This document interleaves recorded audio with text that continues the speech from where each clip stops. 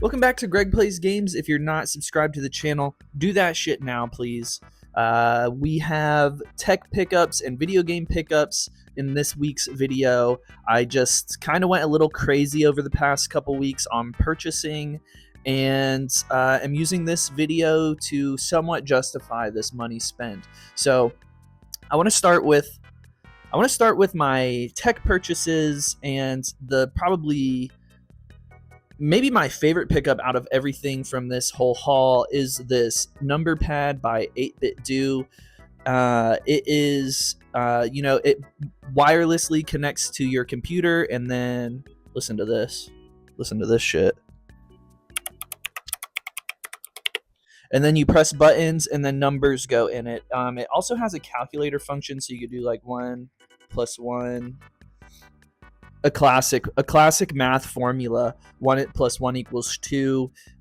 Really stoked about this purchase. My my weekly productivity has really skyrocketed for our shareholders and CEOs. I'm actually being promoted specifically because of this number pad. They said, Greg, your GWAM specifically on calculating averages has really skyrocketed in Q1.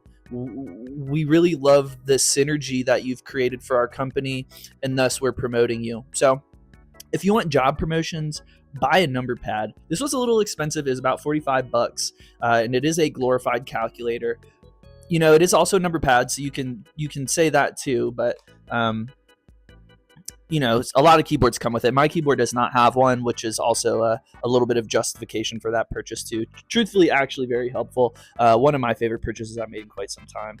But because of that number pad, I wanted to get another 8BitDo product. I was just so impressed. I ended up checking out their other stuff and got this SN30 Pro controller. It has joysticks, but is shaped like an SNES controller. I have my Switch Online one here for comparison. As you can see, no joysticks. Same exact size, same exact dimensions. The buttons feel great on the SNES controller, and they do here as well too. I mean, the way the controller feels is very similar. It has extra shoulder buttons. I may have mentioned that already, but really big fan of this controller. Excited to use it on some Switch 2 games whenever they finally come out. But those were my tech pickups and just general nerd pickups.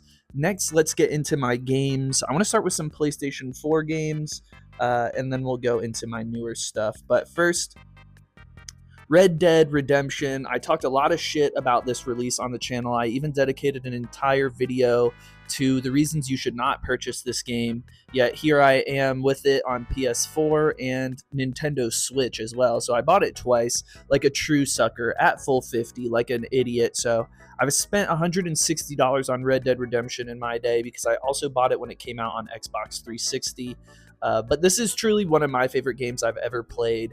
If you've not played it, I definitely recommend playing it, especially if you played Red Dead Redemption 2. And it's an extension of Red Dead Redemption 2's story, where you follow John Marston, and then this copy also includes the Undead Nightmare DLC, which I never played, and is a big reason why I am so excited to jump back into this game and to try and go for the Platinum Trophy on this. My next PlayStation 4 game is the Mega Man Battle Network Legacy Collection. This comes with volumes 1 and 2, and all the Battle Network games. I grew up playing one of these but never beat it. Just really wanted some retro games to play on my PlayStation to get some Platinum trophies for, and this seemed like a good one. I don't know if I'll end up regretting that. I'm playing the first game right now and I'm enjoying it. It's definitely a little older and simplified for kids, I would say, but having a lot of fun. Enjoy the general retro vibes. I just made a video recently about some retro nostalgia themed games you could play. I wish I had that game in time, because I probably would have included that on the list. So if you've not checked out my video from last week, do it now. Let's get into my PlayStation 5 games. First on the list is the Patrick Star game. I actually already beat this game and got the Platinum Trophy for it. It's a Goat Simulator style game, but with SpongeBob characters set in Bikini Bottom. It just seemed so ridiculous and over the top.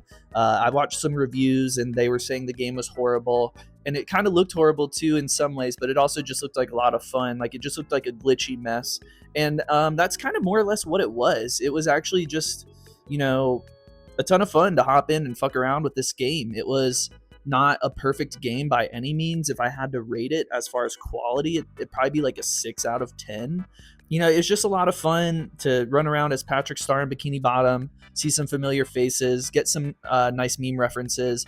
A lot of this game really reminded me of Simpsons Hit and Run. There's a lot of spirit from that game and crossover, but this is a little bit more, you know, just general open sandbox style gameplay. So I definitely recommend this game if you're a fan of SpongeBob. It was just a ton of fun and super easy platinum trophy as well.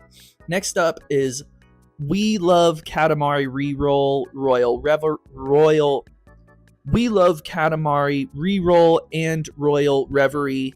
I've not played these two games, but I did play Katamari Damacy Reroll on my Nintendo Switch and had a blast. It's definitely a game that is not just pick up and play. You do have to learn the control scheme and kind of understand how to use it.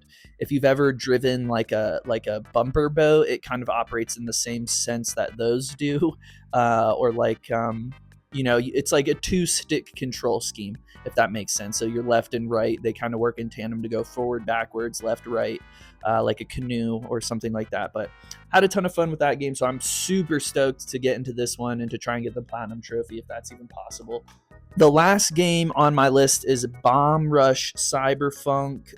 This is on PlayStation 5, of course, and other platforms. I bought it on PlayStation 5 for the physical copy to get the platinum trophy. I've been super into platinum trophy hunting recently, and this just looks like a really awesome game. Even if I don't go for the platinum trophy, it just looks super cool, unique, fun, kind of like an early 2000s, maybe late 90s vibe with like just cell shaded graphics. It's all about, you know, skating around, doing dope shit.